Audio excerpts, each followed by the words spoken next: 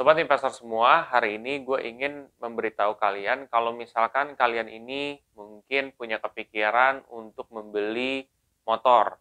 Nah, motor ini katakan Yamaha Mio ya. Nah, Yamaha Mio ini sendiri juga bukan motor yang murah juga gitu ya. Dalam arti itu harganya di atas dari 15 juta. Nah, bagaimana cara kita dengan yang budgetnya cukup terbatas atau mungkin nggak besar itu bisa mencapai nominal tersebut. Nah, di video ini gue akan memberikan informasi ke sobat investor semua bagaimana caranya kita mempersiapkan dana untuk membeli Yamaha Mio ya dengan instrumen reksadana. Buat kalian yang penasaran, simak videonya setelah yang satu ini.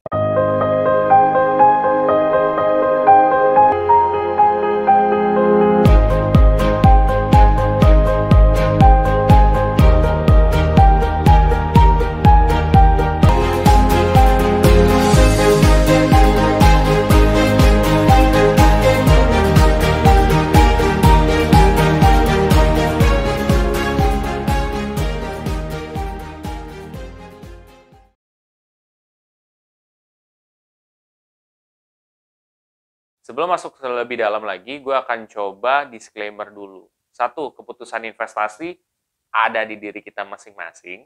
Kedua, investasi itu pasti mengandung resiko. Salah satu resikonya adalah penurunan. Ketiga, gue tidak pernah mengadakan titip dana sama sekali. Jadi gini sobat investor, ngomongin soal motor. Setiap daripada kita mungkin ada keinginan untuk membeli kendaraan sendiri. Entah itu berupa mobil, motor, atau mungkin yang lain. Sepeda, ya kan? Entah kita menggunakannya buat pergi ke kantor, atau mungkin buat ngantar anak, dan lain sebagainya. Nah, di sini gue akan berbicara mungkin lebih detail lagi, yaitu tentang motor.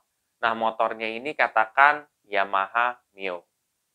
Nah, Yamaha Mio ini sebelum kalian tahu ya berapa yang kalian harus sisihkan setiap bulan secara rutin untuk mencapai target tersebut, harga tersebut, maka pertama yang mesti kalian tahu itu adalah harga dari motor yang kalian incar itu berapa.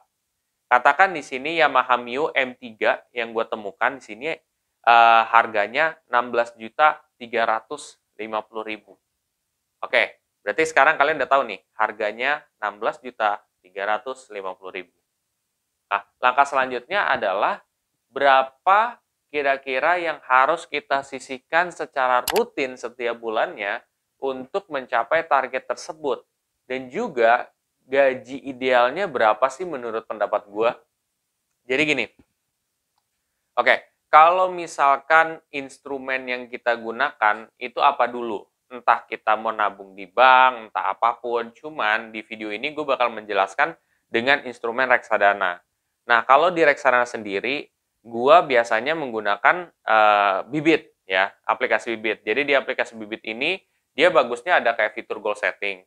Jadi di fitur goal setting itu bisa menentukan nih, kalau misalkan kita punya target berapa lama, terus juga berapa uang yang dibutuhkan, terus berapa yang harus disisihkan setiap bulan, plus juga proporsi dari reksadananya kemana aja, ya misalkan reksadana pasar uang berapa, reksadana obligasi berapa, reksadana saham berapa. Jadi tugas kita itu tinggal simpel, yaitu investasi rutin di reksadana tersebut. Nah, di sini gue menggunakan instrumen, yaitu tadi ya, goal setting di aplikasi Bibit. Nah, di situ ternyata setelah gue masukin 16.350.000 budgetnya, terus juga di situ untuk motor Mio, ya kan, terus pencapaiannya 2 tahun gitu ya. Gue mau ngincar 2 tahun karena sebenarnya kalau dalam 1 tahun itu berat banget ya gitu. Berapa sih yang harus disisihin? Ternyata yang harus disisihin adalah 590.000. Oke, 590.000 menurut gue gaji ideal seseorang itu adalah 5 juta supaya nggak terlalu ngeberatin banget gitu. Kalau di bawah dari 5 juta bisa nggak? Jawabannya bisa, tapi berat guys. Dan menurut gua kalau kayak gitu lu harus investmentnya lebih lama lagi. Oke, berarti sekarang kita udah tahu nih 590.000 adalah investasi yang harus kita lakukan secara rutin di reksadana di aplikasi Bibit juga menggunakan goal setting yang tadi gue kasih tahu ke kalian gitu. Nah, ya udah. Berarti 590.000 itu sekarang money manajemennya gimana? Ya, berarti 590.000 itu merupakan 11,8% dari gaji kita. Oke, berarti 11,8% kita sisihkan buat tujuan ini nih, motor nih. Oke. Sisanya 70% untuk kebutuhan. Kebutuhan itu selalu paling banyak karena ya kebutuhan itu kan banyak ya, sandang, pangan, papan, utang gitu. Nah, kalian pastikan di 70% itu ke cover semua. Gue nggak mau menaruh nominal lebih kecil karena berat banget. Gue yakin berat banget. Karena gue pernah dalam posisi kayak sulit lah gitu loh untuk manage semuanya. Dan itu bukan keinginan yang gue alamin sejauh ini, tapi kebutuhan gitu ya. Dan kalau kayak gitu menurut gue ke porsi kebutuhan kalau 50% menurut gue kecil gitu. Mendingan 70%. Udah, intinya 70%. Lalu selanjutnya ada yang namanya keinginan. Nah, keinginan itu porsinya itu 10%. Nah, porsinya 10% cukup besar memang. Kenapa? Karena mungkin kita mau jalan-jalan kemana, kita mungkin mau hangout kemana, ke kafe mana. Nah, di sini 10% jatahnya ada. Berarti kalau 10% dari 5 juta, 500.000. Lalu selanjutnya dana darurat. Dana daruratnya itu 8,2%. Jadi dana darurat itu tetap harus ada ya, karena just in case kalau misalkan terjadi apa-apa malu, dana ini bisa dipakai. Nah, masalah dana darurat itu lo alokasiin di mana? Ada banyak ya. Lo bisa alokasiin di reksadana pasar uang. Lo bisa alokasiin di bank. Kalau menurut gua lebih baik lo taruh di bank. Karena just in case kalau lo misalkan ada apa-apa, duit ini bisa kepake gitu. Entah lo tiba-tiba ada yang sakit atau apapun itu kan bisa kebantu gitu. 8,2% berarti 410.000. Udah deh, gitu. Money management gue seperti itu. Buat kalian yang punya pendapat beda soal money management, itu adalah hak kalian dan ya terserah gitu. Opsi kalian. Cuman di sini gue hanya memberitahu dari sudut pandang yang gue tahu dan dari sudut pandang yang memang gue menurut gue baik gitu. Kan belum tentu yang menurut gue baik, kalian juga baik seperti itu. Nah, masalah nanti pencapaiannya itu sampai seperti apa? Misalkan nih, targetnya kan 16.350.000 ya. Lo investasi rutin.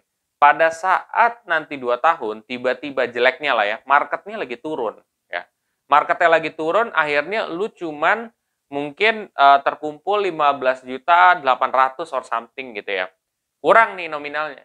Nah, itu bagaimana? Nah, kalau misalkan terjadi seperti itu, menurut gua adalah ada dua. Ya. Pertama, kamu mesti ketahuin, dalam 2 tahun, motor itu kan pasti akan berkurang harganya. Karena akan ada model baru. Tentu jadinya lu nggak usah takut akan ada inflasi motor, tapi ya pasti harganya akan turun.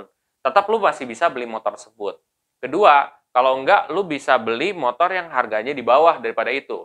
Entah kalian mau beli dengan yang baru juga, entah kalian mau beli dengan second. Intinya kalian bisa beli motor, seperti itu.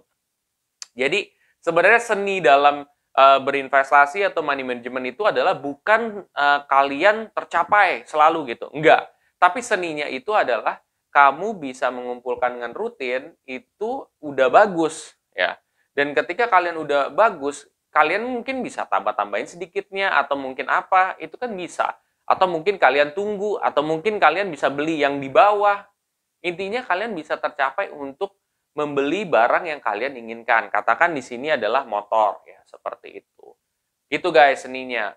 Pasti gue jamin kalian setelah ini banyak pertanyaan. Nah, buat kalian yang punya pertanyaan lebih banyak soal reksadana, kalian bisa cek di playlist dana darurat gue yang ada di samping. Tontonin aja semua. Itu merupakan edukasi-edukasi soal reksadana yang gue kasih tahu juga, termasuk cara menganalisanya. Nah, buat kalian yang setelah ini termotivasi untuk mulai berinvestasi di aplikasi Bibit, kalian bisa pakai kode referral gue yang ada di sini dan dapatkan cashback reksadana sebesar 25.000. Ingat, investasinya itu di aplikasinya, bukan di Telegram. Oke semuanya, kalau kalian merasa video ini sangat bermanfaat, please share aja ke sobat investor yang lain. Dan jangan lupa untuk subscribe, like, dan komen di video gue. Sampai jumpa di video gue selanjutnya. Terima kasih.